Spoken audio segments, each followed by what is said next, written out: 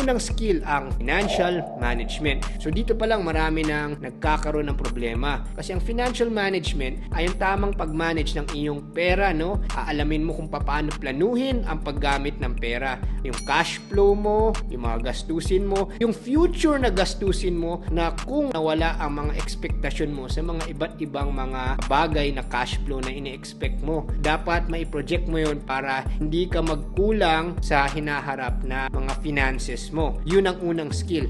Ito pa lang, marami na nagkakamali dito. Kala nila malaking pumasok na pera ngayon para silang nanalo sa loto. Gagastusin din lahat ngayon bukas. Lahat ng mga utang nila, hindi pa pala nila bayaran. Yung mga naharap na mga sweldo ng empleyado nila, hindi pa pala nila bayaran. Yun ang malaking pagkakamali ang maraming mga nagsusubok magnegosyo. Financial management. Pangalawa, marketing, sales, and customer service. Pangalawang importante ito kasi paano ka magkakaroon ng cash flow kung hindi ka marunong mag-marketing, magbenta, at mag-service ng mga customer. Kasi syempre kung anumang negosyo mo, magkakaroon ka ng customer. Yan ang lifeblood ng negosyo, customer. Marami nagkakamali, kala ng utang. Hindi, dapat customer. At the end of the day, kahit makautang ka na makautang, kung wala kang customer, hindi mo babayaran yung utang. Kasi customer service at customers ang lifeblood ng isang negosyo. Kung meron kang customers, yan ang number one na source ng dapat ng iyong cash flow. Hindi dapat panay utang ang base ng inyong negosyo. Dapat totoong pera, totoong customers eventually, ano? Number 3, communication and negotiation. Number 3 skill ito kasi kailangan magaling ka sa komunikasyon mo, sa paikipag-negosasyon mo para makuha mo ang pinakamaganda mga deal,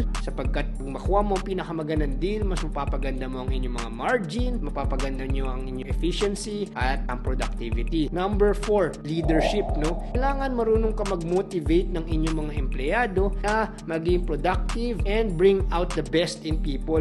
Dahil sa'yo, lumabas ang pinakagaling na mga empleyado mo. Leadership. Number 5, project management and planning. So, lahat ng bagay kailangan meron kang professional planning, ano? Kasi kung wala kang professional management or project management planning, magkakabuhol-buhol. Baka yung mga ginastos mo mga kapital, mag-overrun ang mga budget at hindi na makakamit ang mga target ninyo, no? Sa mga expenses at lumubong expenses. Kahit benta ka ng benta, baka hindi kayanin ng benta mo yung expenses mo. Kaya kailangan maganda ang project management and planning mo para efficient ang paggamit mo ng inyong kapital. Number 6, ito ang delegation and time management. Dapat marunong ka pumili ng mga tamang talento kasi lahat ng negosyo pinapatakbo yan ng mga talento. Hindi pwedeng ikaw lang, no? Kasi kung ikaw lang yun, hindi naman talaga team effort yun, ano? Dapat magpili ka parang basketball.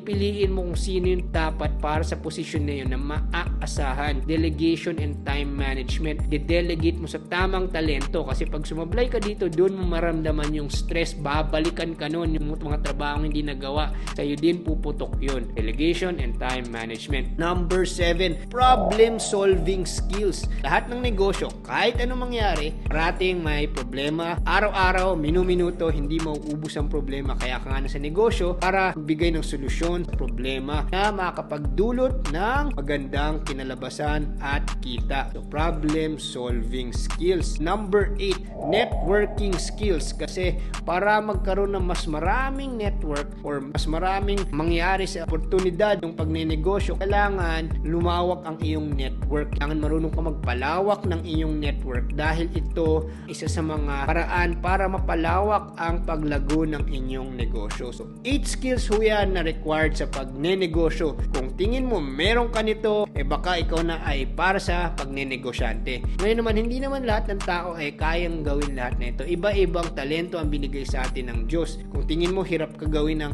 8 mga skills na to at isa lang ang meron ka, baka pwede ka naman maging parte ng isang negosyante. Pumili ka ng isang negosyante or isang boss na magaling na kaya ka maging posibleng industrial partner or isang mataas na executive niya at future na industrial partner. Magandang direction din ho yun kung wala kang 8 skills na to at parte-parte lang, sumama ka sa isang magaling at baka maangat ka ng magaling na yun. So yun ho ang aking mga tips ito sa pagnenegosyo. Ako nga pa si Engineer Morgan Sai, ang inyong coach ng bayan.